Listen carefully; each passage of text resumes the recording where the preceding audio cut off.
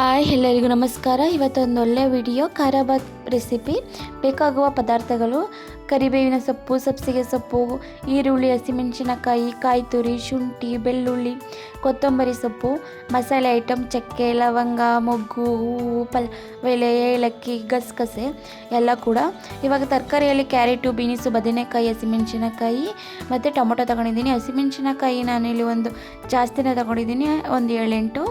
ಮತ್ತು ಒಗ್ಗರಣೆಗೂ ಕೂಡ ಒಂದು 2 ಕಟ್ ಮಾಡಿ ಎತ್ತಿಟ್ಕೊಟ್ಟಿನಿ. ಇವಾಗ ರೇಷನ್ ಅಕ್ಕಿಯನ್ನು ತೊಗೊಂಡಿದ್ದೀನಿ.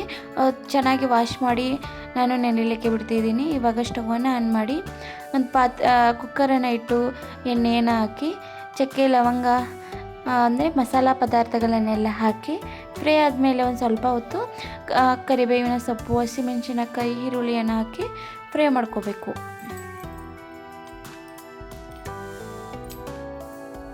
ಇದು ತೆಲ್ಲ ಮಾಡೋ ಬಾತು, ಆದ್ದರಿಂದ ನಾನು ರೇಷನ್ ಅಕ್ಕಿಯನ್ನು ತಗೊಂಡಿದ್ದೀನಿ. ನೀವು ಹುಡಿ ಥರ ಮಾಡ್ಕೊತೀನಿ ಅಂದರೆ ಬೇರೆ ಅಕ್ಕಿಯನ್ನು ಸೇರಿಸ್ಕೋಬೋದು. ಇವಾಗ ರುಬ್ಲಿಕ್ಕೆ ಅಂತ ಕಾಯಿ ತುರಿ, ಹುರ್ಗಡ್ಲೆ, ಕರಿಬೇವಿನ ಸೊಪ್ಪು, ಒಂದು 7 ಅಥವಾ 8 ಖಾರಕ್ಕೆ ತಕ್ಕಂಗೆ ಹಸಿಮೆಣಸಿನಕಾಯಿ. ನೀವು ಇನ್ನೂ ಜಾಸ್ತಿ ಖಾರ ಇಷ್ಟಪಡ್ತೀರ ಅಂದರೆ ಇನ್ನೂ ಸ್ವಲ್ಪ ಜಾಸ್ತಿ ತೊಗೋಬೋದು. ಇವಾಗ ಶುಂಠಿ, ಬೆಳ್ಳುಳ್ಳಿ ಮತ್ತು ಕೊತ್ತಂಬರಿ ಸೊಪ್ಪು,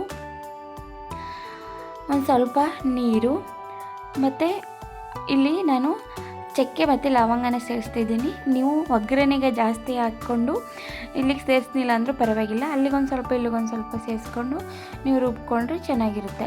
ಇವಾಗ ಒಗ್ಗರಣೆ ಬೆಂದಿದೆ, ಈರುಳ್ಳಿ ಫ್ರೈ ಆಗಿದೆ. ಇವಾಗ ನಾವು ತರಕಾರಿ ತೊಳೆದು ಹೆಚ್ಚಿಟ್ಕೊಂಡಿರುವಂಥ ತರಕಾರಿಗಳನ್ನ ಹಾಕಿ ಮತ್ತೊಮ್ಮೆ ಚೆನ್ನಾಗಿ ಫ್ರೈ ಮಾಡ್ಕೋಬೇಕು. ತರಕಾರಿಗಳನ್ನೆಲ್ಲ ನೀಟಾಗಿ ಮಿಕ್ಸ್ ಮಾಡ್ತಾ ಅದನ್ನು ಚೆನ್ನಾಗಿ ಎಣ್ಣೆಯಲ್ಲಿ ಒಂದು 5 ನಿಮಿಷಗಳ ಕಾಲ ಫ್ರೈ ಮಾಡಿಕೊಂಡು, ಇವಾಗ ಸಬ್ಸಿಗೆ ಸೊಪ್ಪು, ಖಾರ ಬಾತ್ಗೆ ಸಬ್ಸಿಗೆ ಸೊಪ್ಪು ಹಾಕೋದ್ರಿಂದ ತುಂಬಾ ರುಚಿಯಾಗಿ ಇರುತ್ತೆ. ನೀವು ಸಬ್ಸಿಗೆ ಸೊಪ್ಪು ಬದಲು ಮೆಂತ್ಯ ಸೊಪ್ಪು ಕೂಡ ಹಾಕ್ಬೋದು. ಇದು ಸಬ್ಸಿಗೆ ಸೊಪ್ಪು ಹಾಕಿದ್ರೆ ಒಂಥರ ಟೇಸ್ಟ್ ಇರುತ್ತೆ, ಮೆಂತ್ಯ ಸೊಪ್ಪು ಹಾಕಿದ್ರೆ ಒಂಥರ ಟೇಸ್ಟ್ ಇರುತ್ತೆ. ನೀವು 2 ಮಾಡಿ ಟ್ರೈ ಮಾಡಿ. ಇವಾಗ ಅದನ್ನು ಕೂಡ ಒಂದು ಸ್ವಲ್ಪ ಎಣ್ಣೆ ಫ್ರೈ ಮಾಡಿಕೊಂಡು ಇವಾಗ ನೆನೆಸಿರುವಂತಹ ಅಕ್ಕಿಯನ್ನು ಹಾಕ್ತಿದ್ದೀನಿ. ನಾನು ಅಕ್ಕಿನ ಹಾಕಿ ಚೆನ್ನಾಗಿ ಒಂದು ಸ್ವಲ್ಪ ಎಣ್ಣೆಯಲ್ಲೂ ಕೂಡ ಮಿಕ್ಸ್ ಮಾಡ್ಕೊತಾ ಇದ್ದೀನಿ, ಅಂದರೆ ತಿರುಕೋತಾ ಇದ್ದೀನಿ. ಇವಾಗ 3 ಲೋಟದಷ್ಟು ನೀರನ್ನು ಹಾಕ್ತಾಯಿದ್ದೀನಿ. 1.5 ಲೋಟದಷ್ಟು ಅಕ್ಕಿಯನ್ನು ತಗೊಂಡಿದ್ದೆ. ಇವಾಗ 3 ಲೋಟ ಅಷ್ಟು ನೀರನ್ನು ಹಾಕ್ತಾಯಿದ್ದೀನಿ. ತೆಲ್ಲ ಬಾತಾಗಿರೋದ್ರಿಂದ 3 ಲೋಟನೇ ಹಾಕ್ಬೋದು. ಮತ್ತು ನಾವು ರುಬ್ಲಿಕ್ಕೆ 1 ಲೋಟ ನೀರು ಯೂಸ್ ಮಾಡಿರ್ತೀವಲ್ಲ, ಅದರಿಂದ ಏನೋ ತೆಲ್ಲ ಅನಿಸುತ್ತೆ. ಇವಾಗ ಚೆನ್ನಾಗಿ ಮಿಕ್ಸ್ ಮಾಡಿಕೊಂಡು ರುಚಿಗೆ ತಕ್ಕಷ್ಟು ಉಪ್ಪನ್ನು ಹಾಕ್ತಾಯಿದ್ದೀನಿ. ನಾನು ಇಲ್ಲಿ ಯಾವುದೇ ಮಸಾಲೆ ಪೌಡರ್ಗಳನ್ನ ಯೂಸ್ ಮಾಡಿಲ್ಲ, ಹಾಗೆ ಮಾಡೋವಂಥದ್ದು. ಈ ಥರ ಮಾಡಿದರೆ ತುಂಬಾ ಟೇಸ್ಟಾಗಿರುತ್ತೆ, ತುಂಬಾ ಅದ್ಭುತವಾಗೂ ಕೂಡ ಬರುತ್ತೆ ಬಾತು. ಎಲ್ಲ ಇಷ್ಟಪಟ್ಟು ತಿಂತಾರೆ ಮನೆಯಲ್ಲೆಲ್ಲ. ಇವಾಗ ಅದನ್ನು ಕುದಿಲಿಕ್ಕೆ ಬಿಟ್ಟು ಕುದಿಯೋ ಹಂತದಲ್ಲಿ ರುಬ್ಬಿರುವಂತಹ ಪದಾರ್ಥವನ್ನು ಸೇರಿಸ್ಕೋಬೇಕು.